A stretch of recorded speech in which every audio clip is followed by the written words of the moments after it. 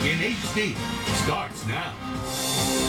Good evening, everyone. I'm John Mercer. Thanks for joining us tonight. Well, this is the biggest event all year long here in Chattanooga, and tonight it's back. Thousands will be heading downtown starting tonight for the annual RIVERBEND Festival.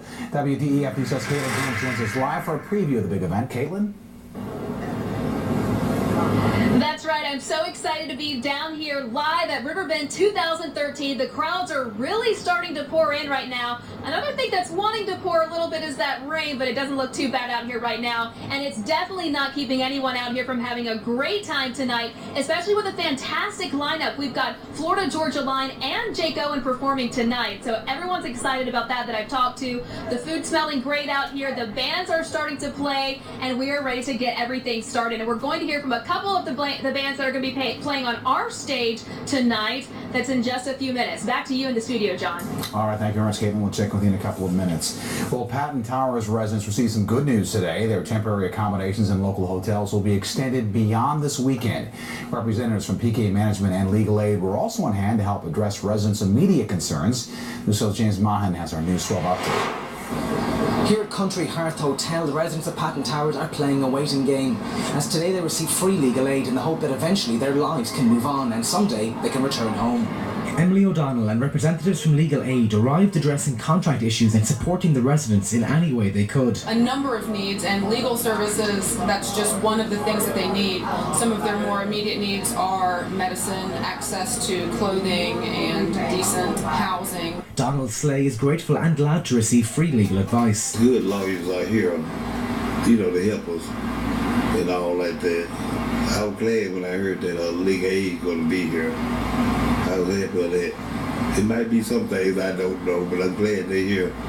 Having already survived previous house fires, Donald just wants to have his home back. Okay, I just have to find another place to live. And if they get what I can after an apartment, move on. John Hitchens of Red Cross says Chattanooga can be proud because the greater community comes together in times of crisis. We've been tempered by the tornadoes and the floodings and the disasters that have struck the area. So a lot of the agencies, this is not the first time we've come together. We've been working together, and when something like this happens, it's really easy to get people to step up to the plate really fast. PK Management has confirmed that the Patton Tower residents will be allowed to stay in these temporary motels beyond this weekend and can do so until the middle of June. At Country Hearth Suites, James Mahan, WDEF News 12. Now, PK Management also presented the Red Cross with a check for $10,000 for their efforts so far. Well, a man accused of throwing gasoline on a drugstore employee in Dalton gets caught. Acting on a tip from a homeowner, Whitfield County deputies arrested Michael Roberts near the Red Barn Flea Market on Old Grade Road. Roberts has been on the run since a robbery at Dalton Drug Pharmacy May 29th. That's where Roberts demanded pain pills. When he was denied, investigators say he threw a cup of gasoline on the employee, grabbed bottles of Percocet, and took off on foot. A Saudi Daisy woman pleads guilty to attempt to solicitation the commission of a first-degree murder. In April 2012, Sharon Zerkanet was accused of trying to hire a man to kill a romantic rival. According to the Hamilton County Clerk's Office, she received a 5-year sentence that was suspended on her good behavior. Well, Chattanooga has a new fire chief. Longtime Deputy Chief Lamar Flint has been named the top job by Mayor Andy Burke. Flint is a 26-year veteran of the department. He served as Deputy Chief of the Chattanooga Fire Department for the last 12 years. He currently oversees the Fire Inspection Division, fire training, and tactical services. While the Chattanooga Metro Airport is a frequent target for criticism, but leaders are taking some giant steps to rebrand the airport. New President Terry Hart says they are moving on a wide front to increase service, remodel the terminal, and add another solar farm. News 12's Bill Mitchell has the goal is to bring Old Level Field into the 21st century. For many Chattanoogans, the most noticeable change at the airport is knocking down those old auto dealership buildings on Brainerd Road and extending the airport perimeter to Chickamauga Creek.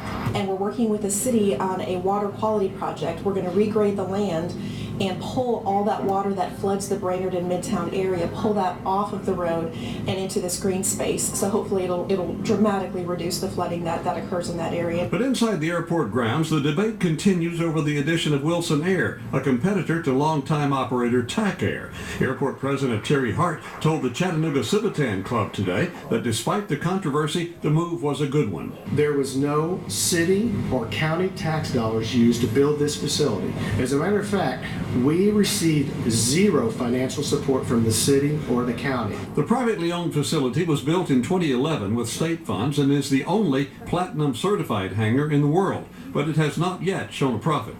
Across the runway, the main terminal building is getting a $7.2 million makeover. We're looking at everything top to bottom in the airport, from roofs to carpet to new escalators, new restrooms. And on airport property that could not be used for other purposes, a $3 million solar farm has been successful. We have the second phase that is going in right now, and when this phase is complete, the two phases together will produce the equivalent of 85% of the airport's total energy use. In Chattanooga, Bill Mitchell, WDEF News 12.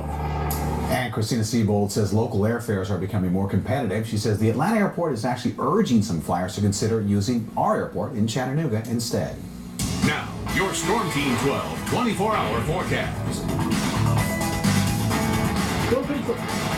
Hey, we're here live at Riverbend, getting ready for a great first night, although we're off to a damp start. Most of the heavier rains are to our east, but we still have a line of showers and thunderstorms to get through. So as we take a look at that 24-hour forecast, I know Riverbend's going to kick off one way or the other. Hey, it looks like we're going to be in store for a little break in the action, at least for the next, let's say, an hour and a half, but then we have more showers and thunderstorms heading into Huntsville, so that's something we'll watch pretty carefully. Our Storm Team 12 24-hour forecast shows temperatures nice and pleasant. It feels great out here right now. We're closer to 70, about 64 at midnight. Areas of fog tomorrow morning, and it looks like